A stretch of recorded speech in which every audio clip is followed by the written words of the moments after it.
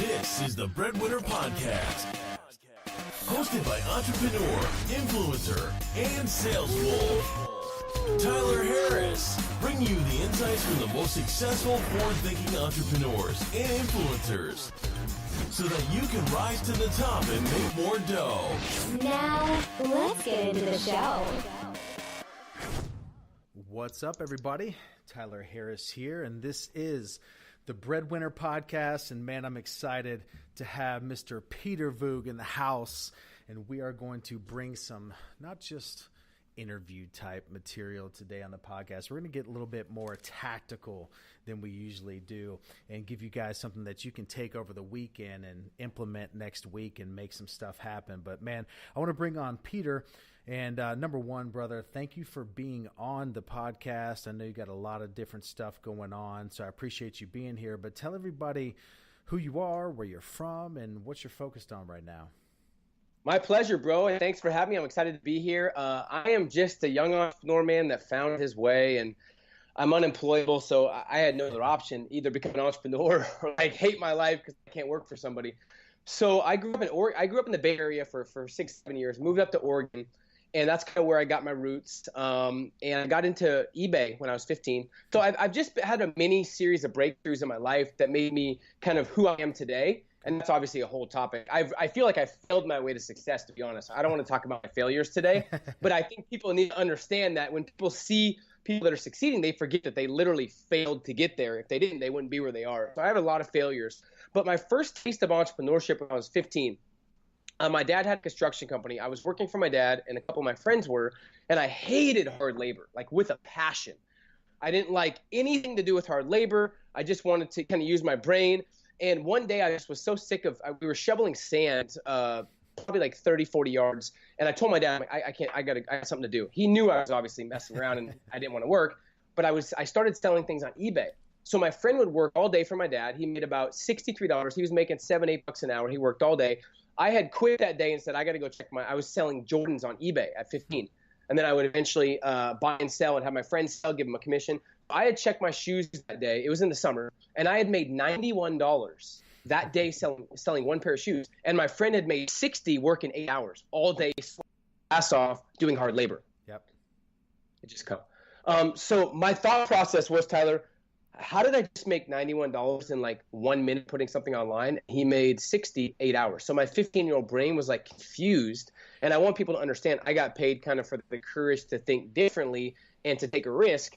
But that started my entrepreneur journey because I saw something different about using your brain, not just doing hard labor like everyone. I grew up in a small town of 7,000 people, and it was almost like you were destined to do certain things career-wise. I didn't want any of those things. So I got into entrepreneurship in high school, and I actually got when I was 18 because everyone was talking about getting normal jobs. I thought I should get a normal job because everyone was doing it. Worst 2 months of my life. I quit. Then I got into direct sales. This was the first thing that really kind of catapulted my ambition because it was the first job I had that was really kind of structured, but I had full control over my potential and what I made. Yep. So I did really well there, and then I got up to becoming a district manager where I ran my own office, and I failed miserably. All my savings I had built up from the couple years before, I went broke.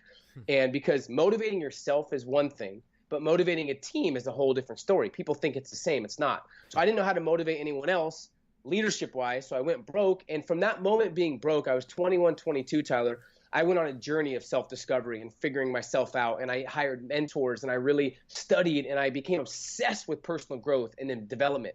And from that moment forward, that's where my book came. I was dead broke, and I made 6 figures in 6 months. After that, I hired a 7-figure mentor, was able to make 7 figures, and now I feel like I have the dream life where I do what I want. I travel. I created an academy that has a couple thousand members, and I love what I do. But it was all because I started understanding who I was and understanding the power of not just the right habits, but mentorship and networking. And that's where I am now. I'm just continuing to better my best. And my job is to really shift this culture forward. I love working with millennials and people that are younger that really have that drive, but just need the guidance and the resources. So my life, my focus is kind of working with the millennial generation to help them kind of live a life on their terms and become the best at what they do. So I'm just a young hustler, man, trying to find his way. That's it. I love it, man. I love what you said in the beginning when you talked about that story with your shoveling the sand and how you skipped out and saw that you were making more. And I just had a vlog episode this week where we talked about this value of like realizing how much your time is worth based on the income that you want to make. And so I did the whole vlog about $876,000 in income, and it's $100 an hour, 24 hours a day, 365 days a year. And just using that as an example is if that's your goal, if that's what you feel you are worth, then anything that you're doing that's not worth $100, you got to either delegate it, pay somebody else to do it, or just skip it. And you gave the easiest, best, organic example of that. And it was that, hey, my buddy, he stayed, he made this, I made this, there's a gap there. That means I probably shouldn't be doing that, right? And the reality, though, is with the majority of people out there, that gap's way wider. Like the stuff that they're spending time 100%. The gap is like you're just wasting your time. Well, the problem is they don't know their worth, and if you don't know your worth, other people determine it for you. Yep. And I've studied, it's mind-boggling to me, Tyler, because another thing is people want certainty, so a lot of companies are paying them to kind of give up on their value and give up on their dreams. They're like, hey, we'll pay you $50K a year, we'll pay you consistently. You have to give up on all your dreams, but we'll pay you $50,000 guaranteed. They're like, oh my gosh, that's exciting. Then they realize, shit, that's the worst thing you could ever do is have someone pay you to give up on your dreams. Yep. So I was so lucky to have that perspective, and I didn't even know it was perspective then. In my head, I wasn't a smart kid. I didn't get the best grades. I was always in trouble in class. I had so much energy. I was just thinking, how in the world did I just make that? So you're right. It's just a perspective shift. And sometimes you have to have it happen to you before it's too late, because most people wait till their back's against the wall. Absolutely. So we mentioned some failures, and you said we're not going to talk about them, but let's talk about one. You want? We could. So, my favorite quote of all time is that every successful person has a painful story. And the part that I always add on to it is, will your painful story have a successful ending? And I know that all the pain in my past, God, I'm so grateful for it because it happened for me, not to me, and it made me who I am today. And so what's one of those things that you look back on and, it was painful then, but it made you who you are now and why you've been successful now? Well, I have a couple. I think one was my senior year. I was going to college at U of O, and all my friends were summer was coming, and I had an opportunity to run a business. Didn't have much money, was struggling, but at the end of my senior year, I could either finish the year off and graduate, but business opportunity and hang out with my friends and kind of be normal like them, or I could literally drop out of college, go start this business, leave all my friends, and really, really be alone up in Seattle by myself. And I chose, I don't know why, I had a couple breakdowns. I called one of my managers at the time, I don't know if I could do this, but I left college early. Let a lot of people down, left all my friends were 20, 21, ready to go party, go to the swimming pool, hang out with girls. And I left to go start a business by myself in Seattle with no money. Wow.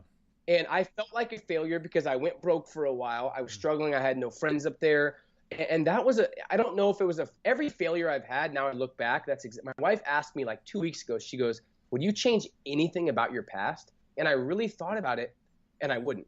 Because it's exactly who I am. But I get goosebumps thinking about that because I was in a one-bedroom apartment, Tyler, with no box spring, just a mattress, no furniture. I didn't have money to go to the drive-thru. And I felt like at that moment, I felt like a failure. Yep.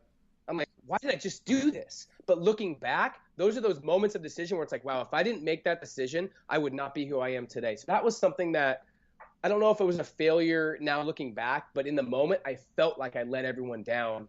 And I said I was going to go do this entrepreneur thing, and then I was not making money. I was broke, and I dropped out of college, and obviously my parents weren't happy. So that was one part that just was really stressful to me, and it hurt me for a while till I realized, thank God I did that, because that's who I am now. So that was one of them. Yeah, absolutely, man. And so let's get a little bit more tactical for people today. So one area that everyone can improve on is their productivity. And I personally, I'm constantly looking for different things that I can implement in my daily routines to make sure that I'm most efficient, that I'm prioritizing in the right way, that I'm getting all this, so much stuff going on, that it all gets done in the timely manner that I can level up and level up and level up. So let's give some people some tactical advice on some things that they can implement to do that, to get more productive, Yeah, to sure. get everything they need to get done, and to level up, man. Well, that was my first step. So when I was broke, and I didn't realize I had a framework for going from broke to six figures and from 6 to 7, I didn't realize it in the moment. Looking back, that was my first step. You have to gain absolute clarity on exactly who you are, who you're not, who you need, and like where you're going. If I ask 100 entrepreneurs, I'm so glad you asked this question, because I could give them the productivity keys. If they don't know where they're going or why they're going there, or they don't have clarity on exactly what their ideal outcome is, doesn't matter. They could be productive doing nothing. Yeah. I see entrepreneurs working 80 hours a week and they're broke. Yep. So it's not about the hours you work, it's the work you put in the hours. Absolutely. And for me, it wasn't about working harder or smarter. It was about working right based on my industry. So for me, I had to get clarity on what I wanted. If I ask 100 entrepreneurs, what is your ideal outcome in the next 6 months? 99 out of 100 have no clue. Oh, I want to make more money. I want to build a business. Yeah, no shit. Everyone does. But what is your exact outcome? Like, how many customers do you want? How much money are you making monthly? How involved are you in the business? How many people do you have on your team? What's your systems looking like? They can't figure it out. Yep. So for me, I got crystal clear on exactly what I wanted. And here's the thing. You have to base that off your potential and what's possible, not your past. Yep. See, most people base their vision off their past or off insecurities. And they wonder why they hit these small goals, because that's all they set for themselves. So first of all, get crystal clear. So for me, I wrote down, I always do this. I do this every week. It's called my weekly master plan, but I also do it every 6 months. And I keep very crystal clear clarity on where I'm going and why, and I adapt and adjust along the way. So you have to master yourself first. So I call this the one-page productivity plan. That's really helped me. So I got crystal clear on what I wanted. In one paragraph, just write down your ideal outcome. If there was no limitations, and we both know this, I know 15 and 16-year-olds, my man, making $500,000 to $1 million a year. Yep. And I know broke 40-year-olds. Yep. So age is irrelevant. People are like, I have 20 years of experience. No, you don't. You have 1 year repeated 20 times because you're doing the same thing over and over again. So, I mean, age is irrelevant these days. Where you're from is irrelevant. There's no more excuses left. So when you write down this one page or this one paragraph of what's your ideal outcome, don't have any limitations. I mean, if everything went your way, what's ideal? Yep. Then after that, I had to figure out what was most important to me and what my values were. So if you start living and basing everything off your values, that's how you're going to be the most fulfilled and be the most congruent. So if I didn't do this, I would not have built a business around my lifestyle, and I would have been stressed out. So a lot of people get into a business because either it's easy or they get sold on it or they think that's what they want, but they don't fully think things through. They don't get intentional. So what happens is 2-3 years down the road, they're like, oh, shoot, this is the wrong business. So they just wasted 2-3 years of their life doing something that has a cap or that doesn't scale, right? So that's why the values are important. So for me, I had to write down my values. So like I have the vision and then, okay, what are my top values? And they change based on the stage you're at in your business. For me, one of my values was financial freedom because I had no money, right? Now it's different. Now it's family and legacy and lifestyle and peace of mind. But write down the top values that mean the most to you. Okay, so whether it's like income, whether it's flexibility, whether it's potential upside, whether it's freedom, whether it's adventure. And underneath that, I wrote down the top 5 things that I had to accomplish for me to be fully satisfied and excited about my results this next 6 months. So I challenge everyone watching and listening, what are the 5 results that you're trying to accomplish in the next 6 months that are most congruent to what you want and to your vision? Okay, that's a big, big key. So I don't know what they are for obviously you. Yep. They're different based on when you do this. But for me, it was very clear exactly what I had to do to make my first 6 figures because I was connecting with people that were already making 6 figures. So I really leveled up my circle of influence. So one key to productivity people don't talk about is get around 4 or 5 other people that are productive as hell that could tell you what to do and cut your learning curve in half. So I wrote down my top 5 goals. Once I did that, here's where the fuel comes from. Then I wrote down 20 or 30 reasons of why I had to get out of the mess I was in, why I did not want to be broke anymore. I thought about instances when I was younger. There was one when I was younger where one of my mom's friends, they had their wedding anniversary. She invited all her best friends from high school, middle school. She handwritten notes to them. She was excited. Her best friend couldn't make it, and she had 8 months in advance. I'm sure you can guess why she couldn't make it. No time off, no money. Bro, you're 45 years old. What do you mean? No, what are you doing? What'd you do the last 45 years of your life? So I'm like 18, 19, like I am never going to have someone else tell me what I'm worth or what to do or when to take off. That shit drives me nuts. So I never forgot those moments. So whenever I feel like giving up, I'm like, no, I'm not going to have that lifestyle where someone else tells me what to do. I can't stand that. I saw how devastated my mom was just because she had someone else telling her what she was worth. So I wrote these things down, these reasons. So 25 reasons, and here's the deal. Most of them are BS. Probably 5 of them are really internal that really drive you. Because if you're not waking up at 4 or 5 in the morning, fired up and excited to take on the day, you don't have strong enough reasons. And the second you get challenged, you're going to quit and settle. Then you're going to validate, right? Yep.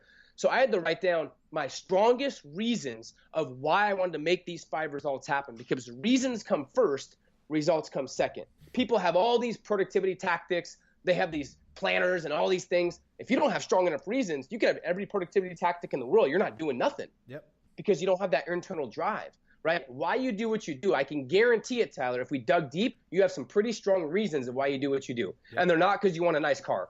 I could just tell by who you are. Yep. I know you like nice things, so do I, but that's not the reason. Absolutely. Right? So 5 reasons that drive you that really, when you look at them, you get fired up and excited like I am right now. Then you want to write down what key behaviors and habits, okay, what are 1 or 2 key behaviors or habits that you need to master that are most relevant to those 5 goals that you want to accomplish in the next 6 months. Now, here's the biggest thing that most people don't understand. I did 10 external and 10 internal.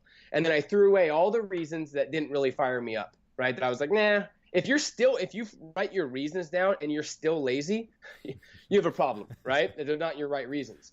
So on the bottom, then I wrote down the 1 subject or the 1 skill. Skills are weapons in this new economy. The 1 skill that I needed to master that are most relevant that I can accomplish all those things. Now, here's the catch that most people don't understand.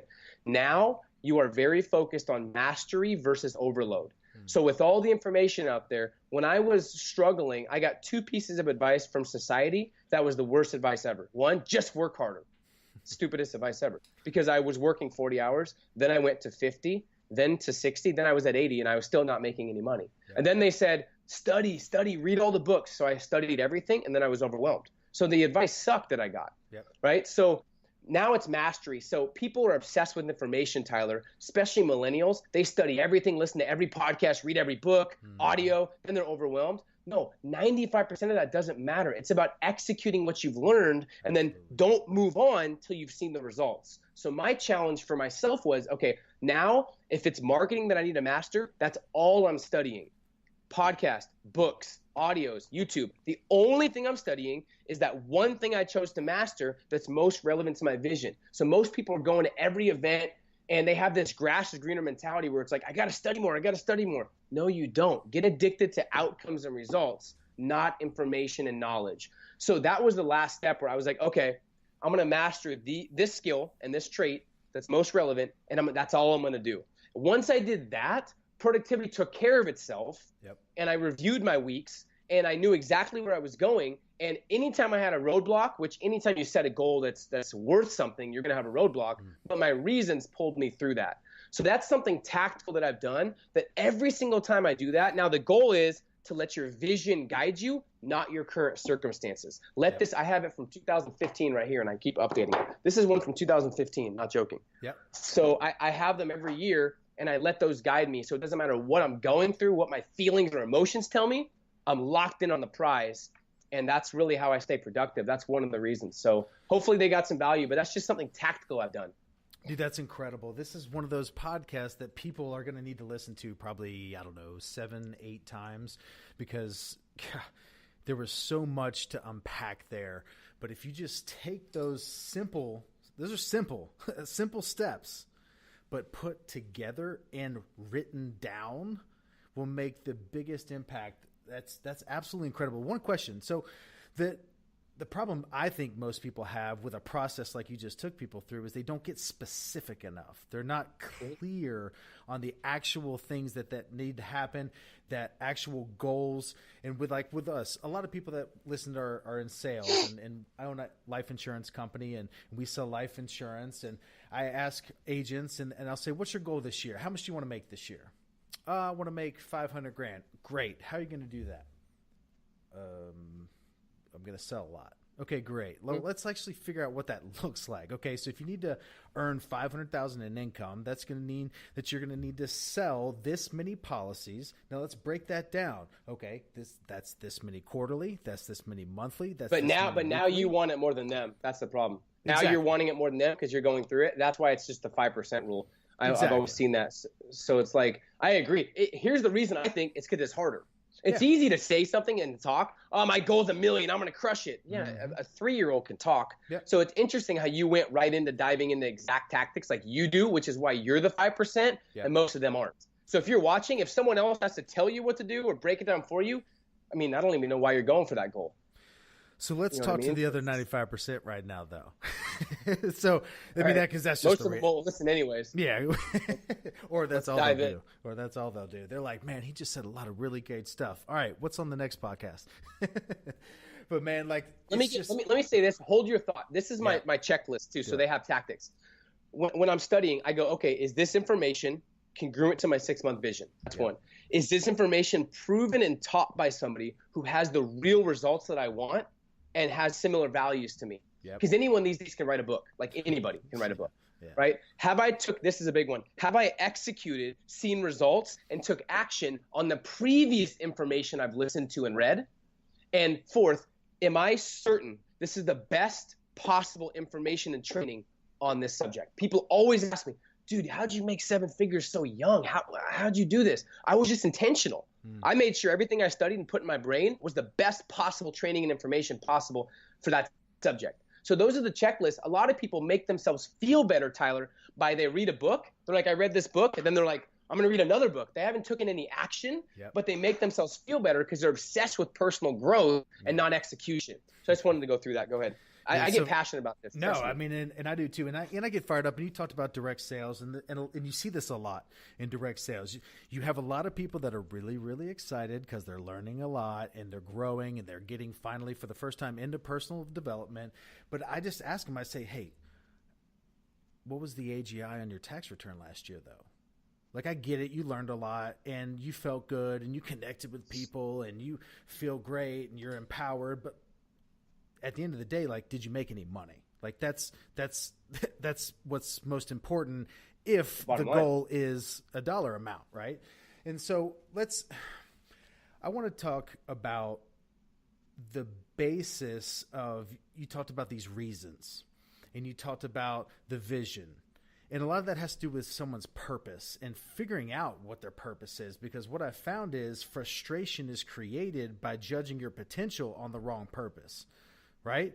And so you can freaking take a hammer and you can bang it, or let's just say this, for example, I can take this MacBook I'm staring right now and I can smack a nail with it over and over and over. And at some point it'll probably push it a little bit, but I'm judging it on the wrong purpose. Like, I'm judging this MacBook's potential on the wrong purpose. And so many people are struggling to try to figure out what that purpose is.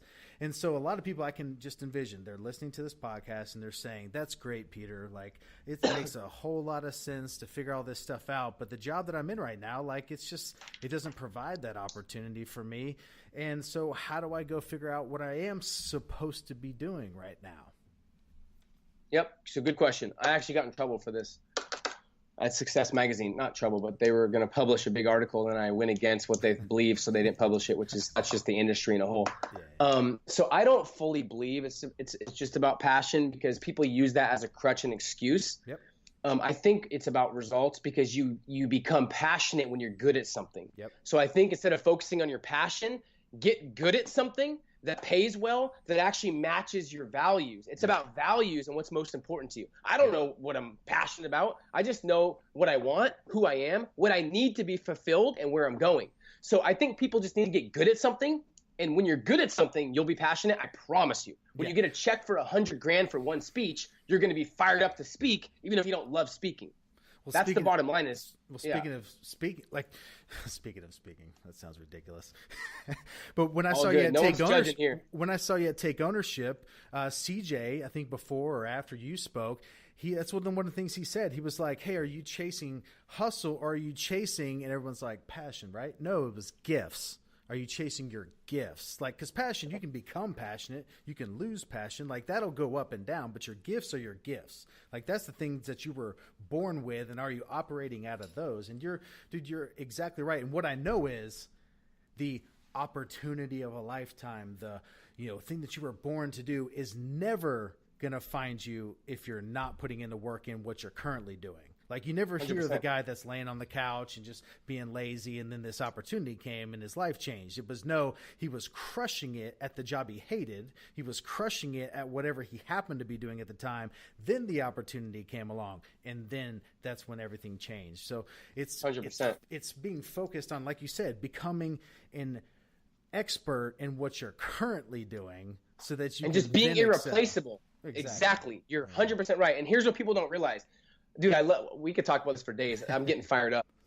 So I left my direct sales company. I had broke all the records, and I really was capped out. I left, and the management, like the leadership, was so old school and traditional, and it just was going downhill. And now it's down quite a bit. But 2 years after I left, a company came and recruited most of the heavy hitters out of our company. Yep. And here's the crazy thing. The people that were crushing it, Tyler, at our company left our company and crushed it. The people that were mediocre, that did okay at our company, they left and they were mediocre and okay in the other company. Yep. The broke people that made excuses at this company, they went to the other company and they were still excuses. Here's what you need to understand. Wherever you are, you're still there. Yep. You're the constant. So whether you leave companies or do what, you're still there. Yep. So if you can't spark your own fire and you can't figure out what you're good at, then you need to understand it's all on you to figure out your unique value. Just like people in school, if you're really good at sports, you love sports. Yeah. But if you ask someone in high school, do you like sports? They're like, no, I hate sports. Those athletes, it's because they suck at them. Yeah. Exactly. You know what I mean? That's just how it goes. So that's my take on that, is just wherever you are, you're there. So you better figure out a way to become irreplaceable, develop a skill that's so valuable and so needed, and get paid highly for what you do, that, trust me, it'll turn into a passion. The fact that I could fly me and my wife private wherever I want to go, whether I'm passionate or not, I know I love my lifestyle. I love impacting people, and I love where I'm at. So if I lose my passion for a week, I'm not complaining about it. Yep. You know what I mean? So that's just, I think people use passion as a crutch. Yeah, but I don't know so what? Still keep working towards something. Yep. Figure out who in the industry is doing what you want to do that you love. Figure out has a lifestyle that you're proud of, that you're excited to kind of emulate, that have similar values, and figure out what they're doing and do something similar and get paid. Like, if you want it bad enough, you'll find a way. I didn't want it bad enough at first, which is why I stayed broke. Yep. But once I wanted it bad enough and I had so much pain and so many reasons, I was going to make it happen. You know what I mean? And the other thing is too, when you're in what you may not be passionate about or born to do, you don't have to be passionate about what you're doing, but you can be passionate about what it affords you the ability to do. 100%. I mean, that's why people, they have this mentality of like, stuck. I'm like, you're stuck because you're saying you're stuck. Like, that's it. Like,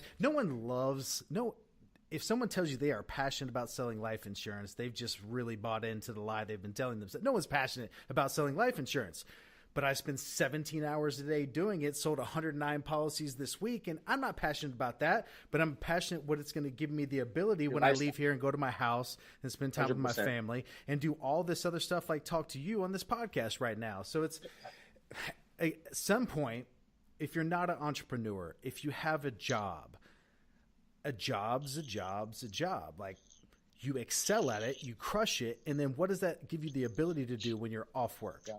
And that's where your passion may lie. And it's just, man, it's just an all-in mentality that you obviously have got, man. And what I wanted to know is, what's one thing looking back that you quit doing that enabled you to succeed? I think I quit pleasing people. Okay.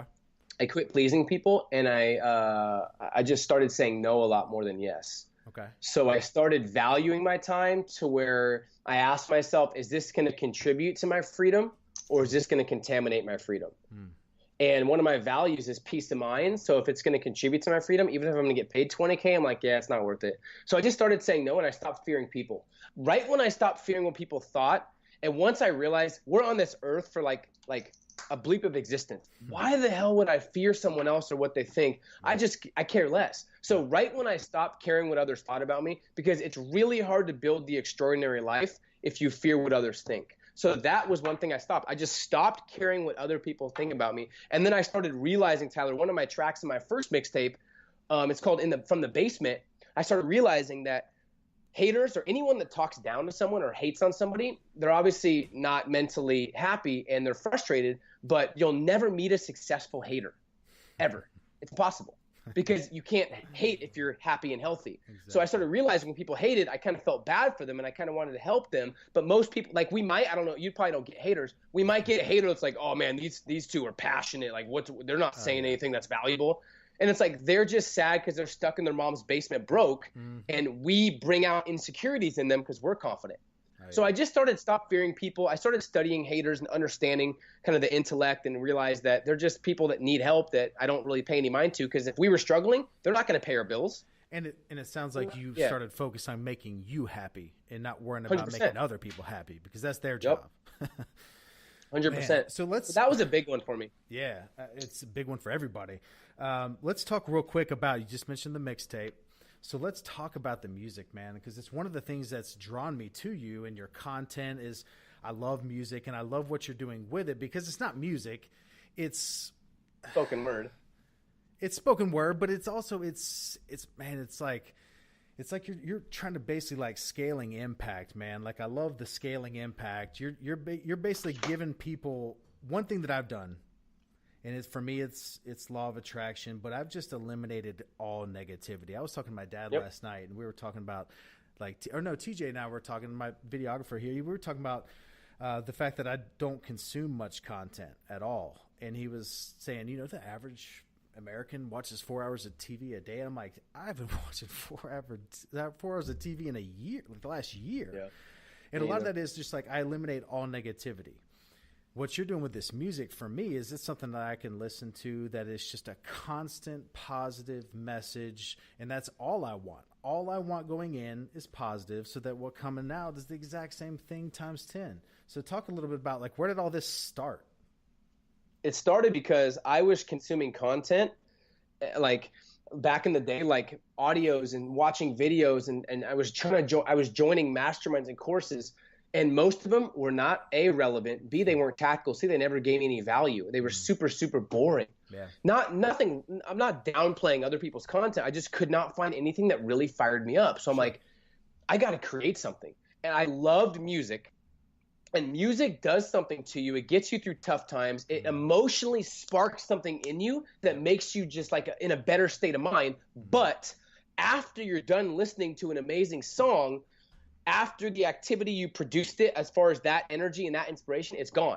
So I wanted to create something. The bottom line is I wanted to create something that gave that same emotional pull, but actually sparked people's mind and gave them tactics. So when they were done listening to my mixtape, they're like, wow, I'm not only fired up and juiced and excited, I now have action steps and tactics to help me go be a better person and be a world-class human being. So that's why I did it, is because the average millennial listens to 7 minutes of a podcast we already went over. Yep. The average millennial, and I'm like, damn, they're not listening to a long podcast. And then some of these old gurus, Tyler, that are 50, 60, they're like doing 2-hour podcasts. And then they call me and say, I'm not relating to millennials. Yeah, no shit, your podcast is 3 hours. But that's a side note. So that's why I created it. I created it because I wanted to tell a story through spoken word, but also provide motivational, inspirational beats that really get people fired up to actually take action. But when you made that decision, did you have background in producing music before that, or what was? No, nothing. Well, I had so here's the key. I had a mentality from my mentors that there's always an answer, and you'll always be able to find the person you need if it's your weakness. So my weakness was production and all that, but I found a team. Yep. So all I knew is I wanted the finished product. I wanted to create spoken word and make mixtapes for people that motivate and inspire this generation. So I found the people to do it. I found producers. I found one of the people that was kind of doing my camera work, said he knew somebody, and he started producing it. And my first couple weren't amazing, but now I'm in a professional studio in LA, the same one that Eminem's been in and Chainsmokers has been in, which is crazy. Awesome. It's an amazing. I've been in a couple studios. But now I just love it. And now there's so much feedback. This last one got streamed 505,000 times since its release, which is crazy. But now, and it's funny, you don't make a ton of money. I see why some of these artists are not balling. Sure. But like I make the least amount of money on these, but it's my biggest like excitement. It's so funny. Well, and that's exactly what I was about to say. I have leverage now. It was exactly what I was about to say, because you said, the first ones weren't that great. I was like, yeah, but I bet you had the most fun of your entire life 100%. experiencing that. And like I was telling you with the Daily Bread, our vlog, doing that intro, I was just like, man, when we started this vlog, I had no idea how much I would enjoy and love the creative process of it. And TJ, it drives him, my videographer TJ, who's sitting right here, like it drives him crazy because I get so into it. But like when I'm sitting here, that was creepy, TJ. When I'm sitting there and we're editing up, because we do a 24-hour turnaround, so it's coming out. The content from today is from yesterday, and so we'll be sitting there at 1:00 in the morning after I've worked 20 hours, and I'm like, dude, I've just found this song. Let's play this right at this moment, and then we put it on there, we play it, and it hits like right when I'm talking about, and I'm like, like literally, I'm just like, it's like, oh my god, it's freaking perfect. I'm like, yes, gets you juiced. And I mean, it's just. But yeah, exactly what you're talking about. Like the way, like when you mix the beats and the music with something that's empowering, and you know that it's going to affect someone in a just a different way, right? Like it's just incredible, man. I love that. I feel like it's the new era. I appreciate it. I really feel like it's the new era motivation for the millennials. Like. It's really dynamic. Yeah. I appreciate that, man. I love that you listen to it. I make it for people I make it for the 5 or 10% that really want to live a world-class life and make a massive impact, because the world needs more leaders. But don't you feel like it'd be a positive ROI if not one person listened to it? 100%. That's why I made it. Just like it's your release. Like it's your like for me, like I play the piano and which is weird for a big dude with a beard, and but that's the only way I can actually relax is like when I'm just sitting there. It's like the only way I can tune out this absolute chaos that we live in, man. Last question. Actually, two more questions, but one question I want to ask you is, what is one person that you want to hear on this podcast, the Breadwinner Podcast? Some person that you'd value hearing from. Drake? You say Drake? That just came out of left field, but we're going to make that happen. You just put that Elon. What am I supposed to? Anyone else? You could probably get pretty easily with one phone call. Someone said Elon Musk. Ryan Mickle just said Elon Musk. But dude, let's go with Drake. Let's go with Drake. We can make that happen. Once you get him, you got to pass him my way, bro. If I get Drake, we'll do a joint podcast. How about that? We'll do a joint interview. People live. Don't know he's the most strategic dude on the planet. He's like 18 steps ahead of everyone else. So I follow his business moves very carefully, and he's inspiring. Yeah, it makes sense, and I can see it because it's a quantity and quality. But not being he's just like, let's just put it out. If it hits, no one remembers a bad song, right? No one's like, yo, do you remember that song Drake put out, a year and a half ago that one day? Like, no, I don't remember, because he's put out 3,800 songs since then. Yep. Have you had E.T. on here? I have not. That's one I'm working on. I've been talking with Josh Hatch, his biz dev guy. He's lives here in South Carolina as well, so trying to make that happen. I've been talking a lot with Nikki Saunders, who does the social media over there, and they're good people. Oh yeah, I met her. She was at the Founders event. Yeah, she was. I believe. Yeah, cool. Man. Yeah, man. Let me know if I can help in any way to get anyone that I know. Dude, I love it, man. So let's give people one last piece of advice. They're listening to Peter and Tyler and talk, and they're saying all this stuff, and they're maybe getting a little overwhelmed. And what do I need to do just to start? Like, what's that first step? First step is to understand and know yourself and know who you are and how to spark your own fire. Yeah. So most things are noise. Get rid of everything that's noise and focus only on what's most important to you, and block everything else out. The number one reason, Tyler, I've seen, and I've trained thousands of entrepreneurs and millennials, literally one-on-one. Yep. The number one thing I think that holds most people back, including people watching this, number one is they never tell themselves right now matters. They're always like, someday next week, when everything aligns perfectly. There's never the right time. So if you're waiting for the right time, good luck in this new economy. So now matters. Most people spend the first half of their life saying they're too young, Then they spend the second half saying they're too old. So just my focus is don't be like most people. Yep. You already have everything you need inside you to go crush it, but it's your job to bet on yourself and bring it out.